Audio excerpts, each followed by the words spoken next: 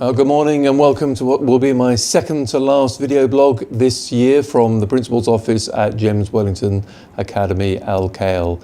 And obviously things are fairly quiet at the moment. We're in Ramadan, we're getting towards the end of the school year, but there are still things going on in the school. And yesterday I spent a nice half an hour in the auditorium with all the Year 5 children who were showing the fruits of their labours in a design project which they've been doing for the whole term, which is involved doing some research into toys to finding out what children are interested in.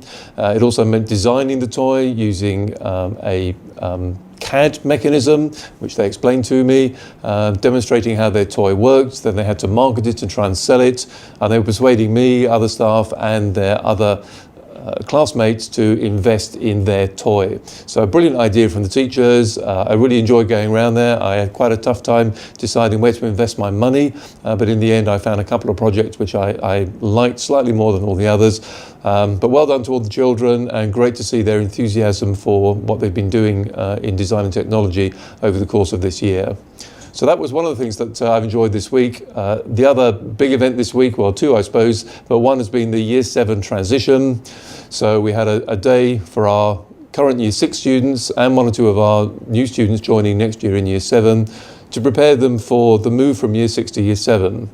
So physically the move isn't a great one because we're a through school, so the building will be familiar to all our students, but the change from Year 6 to Year 7 is a really big one. It's a really important one, because our children will move away from having a single teacher for most of their teaching to having individual teachers for all their different subjects. They're going to have to move around a lot more to go to those classrooms. So it's a big move and we want to make sure that they're prepared for it. Mrs. Rayner, who's going to be our head of Year 7 next year, put together a brilliant programme for them, which was both informative and fun, and I hope gave them some reassurance that next year, although there'll be some challenges, they're ones that our students will easily overcome. So I hope if you're watching this and you have a child in Year 6 that they came home buzzing about the excitement they feel for going into Year 7 next year. And then finally I want to report back on something I mentioned last week in my video blog, which you may remember I shot out in the corridor in front of our lovely heart with all our hands on for our Somalia campaign. Well, that closed this week and we had two representatives from Dar Al Bird come in to collect the donations, and I'm just going to glance at the figure. The final figure was 56,925 dirhams, which we raised for that cause, all of which is going to go to support children who are short of food and water in Somalia. And the representatives from Dar Al Bird told us that that was the most money they'd ever raised in a school or college or university in the UAE, and that's fantastic news for us. It's brilliant for our children who've really committed to this, and thank you for any of our parents watching this for your commitment to supporting that cause. And of course, most importantly, it actually matters to those children, to those families who we've helped, because that means that there will be children in Somalia who may survive the current famine, who might not otherwise have done because of our donations. And what a brilliant gift that is. Effectively, that's the gift of life. And I think that's a fantastic thing for our children to have contributed to.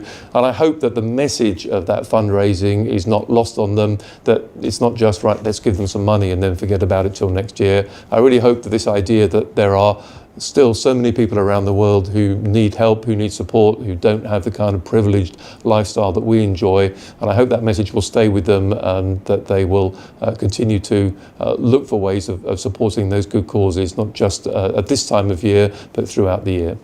So there we go, that's the roundup for this week. I'll do one more next week, perhaps from a different location, just to end the year in a slightly different way. But in the meantime, can I wish you as ever a great weekend, and we look forward to seeing your children here on Sunday. Thank you.